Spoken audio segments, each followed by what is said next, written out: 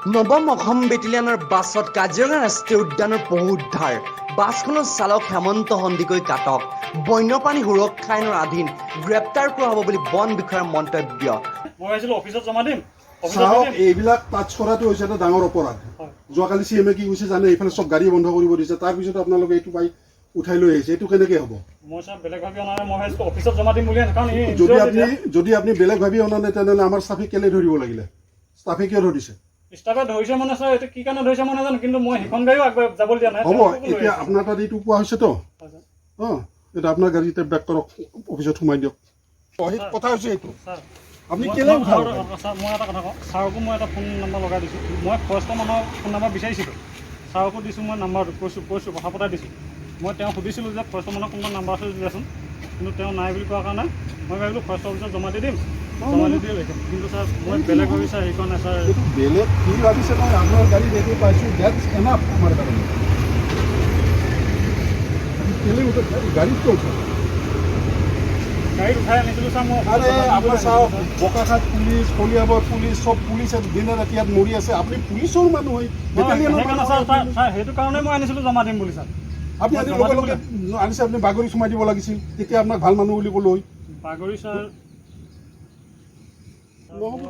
নহ'ব, ছাৰ কি ব্যৱস্থা লোৱা হ'ব? এৰেষ্ট কৰা হ'ব মানুহ, একদম আইনমতে ব্যৱস্থা লোৱা হ'ব। হয়, মই আহিলোঁ, তেওঁলোকৰ ফৰেষ্টৰ মানুহ আহিছিলে, ইয়াতে ফৰেষ্টৰ মানুহৰ গাড়ীখন ৰখাইছিলে, আৰু যিখন গাড়ী আহিছিলে আমাৰ 9 APPনৰ এখন পুলিচৰ গাড়ী হয়।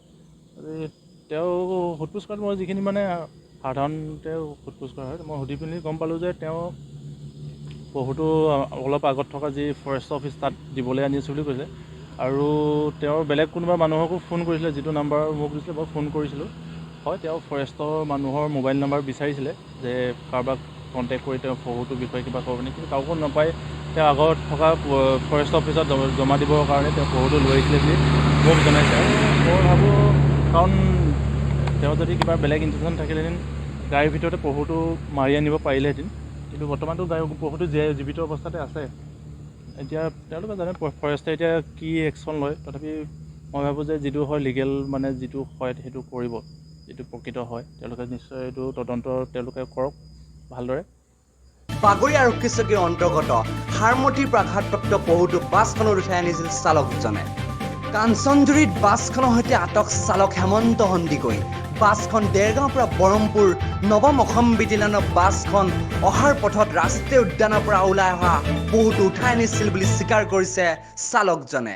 আমাৰ আগত মানে এটা পহু ৰাস্তাত মাজত পৰি আছিলে, আমি পহুটো কিন্তু সি যাব নাই, হয়তো কোনোবা গাড়ী হ'ব কিবা মাৰি থৈ গৈছে নেকি, পাছখনত দুখ পাইছোঁ। এতিয়া আমি লাগি তাক জংঘলৈ পঠাইছিলোঁ ভাঙি, এতিয়া যাব নোৱাৰা হ'ল। যাব নোৱাৰা হ'লত আমি ভাবিলোঁ ইয়াত পহুটো থাকিলে তাৰ হয়তো জীৱনটো যাব পাৰে। এতিয়া তাক আমি নতুনকৈ ধৰি গাড়ীখন উঠাই আমি ফৰেষ্টৰ অফিচত জমা দিম বুলি তাক লৈছোঁ। ফৰেষ্টে তেতিয়া তাক কিবা ট্ৰিটমেণ্ট কৰিলে ভাল হয়। News desk report, light house live.